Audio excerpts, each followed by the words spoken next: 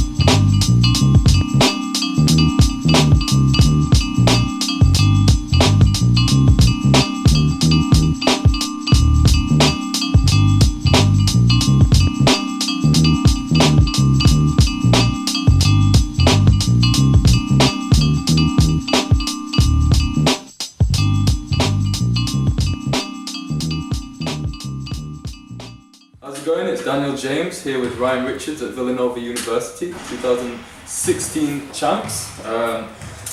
old teammate as well, might I add. I just going to ask a couple questions, alright, Ryan? Yep. Cool. So I was going to ask you, coming from the UK, was it a difficult transition, of course? And also, being that the UK isn't seen as a credible basketball country, how was that, between your teammates and stuff? How was the transition? I think the transition was tough for me to start off with. I left pretty young, about 15. Went to Spain, spent a chunk of time there, but the transition from England to Spain was really tough, but it was needed because I would say about 10 years ago, British basketball as a whole was very, very undeveloped and very, very behind. I was lucky enough to go to my old club's awards ceremony a couple of weeks ago, and to see the development over the past 10 years is huge. So I see British basketball developing every year, but it's still got a long way to go. But I'm happy to see the progress. Yeah, same, and I hope the same thing, being a British guy myself. And if you were to know now what you, if you were to know then, what you know now, would you have changed anything? Would you have done anything slightly different up till this point? I probably want to change anything. I think everyone's journey makes them unique in who they are. I definitely would have trusted. I would have tried to have some more people around me that I trusted. Definitely could have made some better decisions. But no, I'm happy with the path I've taken. You can never judge someone else's journey unless you walk it yourself. But I'm happy with it. But there's always things you wish you could do. But if you did those, maybe something else would change. So all in all, I'm happy. Yeah, 100% agree. Man. Definitely relate with that. Where would you see yourself, say, in the next few years, and what do you think would be the necessary steps for you personally in order to get there?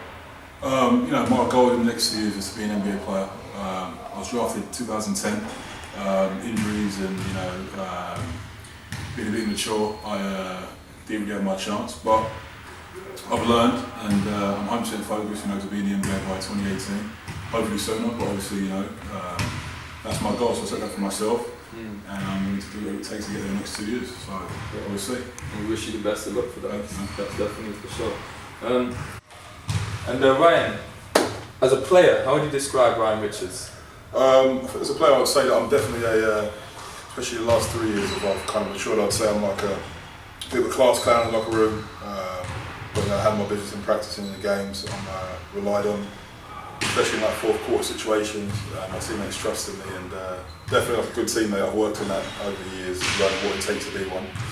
And as a player, I would just say I'm a player that that can space the floor, that can bang inside, and just create for others. I'm a really, really good passer. A lot of people don't know that. And I've improved my defense a lot over the years. So that's another thing that I'm looking forward to showing when I get back on the stage. Cool. Thank you. Appreciate that very much, man. It's good to have you out here working. Good luck for the future. I'm definitely going to be watching, focusing on what you do, and I'm sure the rest of the UK is as well. And hopefully the basketball world will take notice of that, man. Definitely, man. So after a slight change in wardrobe, we're going to call it a night. And good luck to Ryan and Devon. Thank you. Cheers.